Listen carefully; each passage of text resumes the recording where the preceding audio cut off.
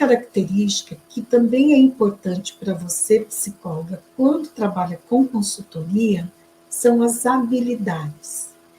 Habilidades é o saber fazer, né? E habilidade é uma das dimensões da competência. Lembra, né? A competência que tem conhecimento, habilidades e atitudes, né?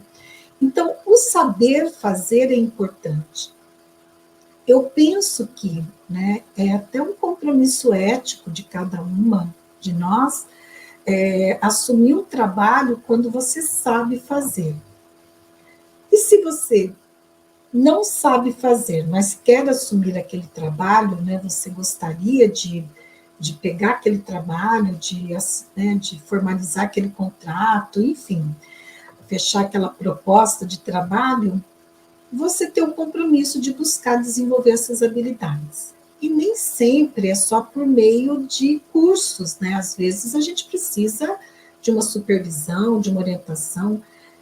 Quando eu fiz a formação da SBDG, e na sequência, que daí eu entrei na curva de maturidade, e hoje eu sou didata, né, em processos grupais pela SBDG, e aí tem toda uma trajetória de investimento de carga horária, de supervisão, muita supervisão, né, supervisão onde eu investi financeiramente também, eu pagava para ser supervisionada, eu fui desenvolvendo as habilidades de trabalho com grupos, né, de trabalhar com grupos, em desenvolvimento, em treinamento, mais desenvolvimento do que treinamento.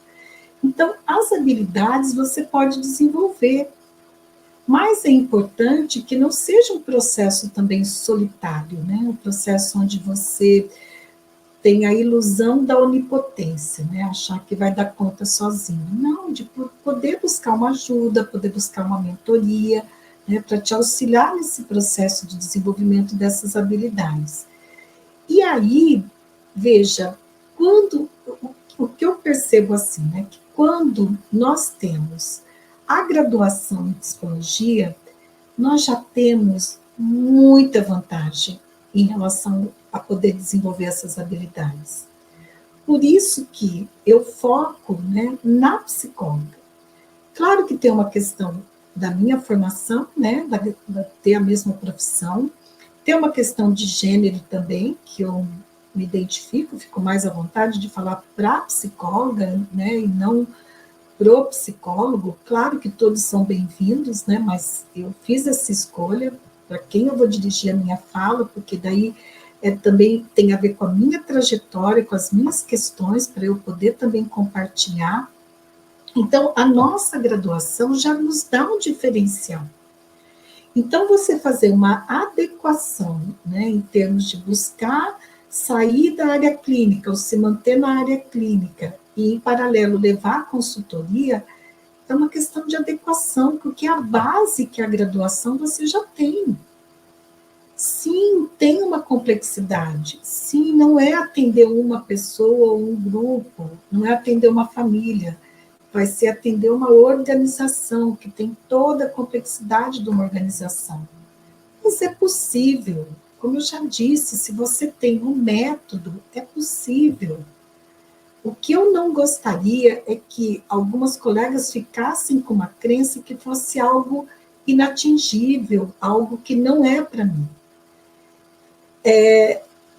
Eu acho que talvez tenha algo aí no imaginário em relação à consultoria, que na década de 80, principalmente, e se você tem alguns livros até que referem isso, a Fela Moscovitch, no livro dela, qual foi? A Organização por Trás do Espelho. Fela Moscovitch, então, esse livro, A Organização por Trás do Espelho, ela fala do papel do consultor. Até eu fiz algumas citações na minha dissertação, que eu pesquisei consultora, e 90% eram psicólogos, né? Eu estudei prazer e sofrimento no trabalho, do trabalho da consultora organizacional. E eu faço essa citação da Fela, desse livro da Fela. Por quê? Porque na década de 80, principalmente, 80, 90, os consultores eram vistos assim meio como gurus, meio idealizados, meio endeusados também, visto como o Messias que vai salvar, né, nós de um problema que nós temos. Ainda tem um pouco disso, sabe? Ainda tem alguns que se colocam nesse lugar e algumas organizações que também alimentam esse lugar de alguns consultores, algumas consultoras. Mas não é o lugar que eu me coloco e nem que eu quero estar, né? Eu não quero estar nesse lugar de alguém inatingível, inacessível, alguém que está endeusada, não. Eu tenho sim um conhecimento, uma experiência que eu vou estar ali prestando esse serviço, oferecendo para o meu cliente, mas eu sou um ser humano, eu tenho as minhas limitações, os meus acertos, os meus erros.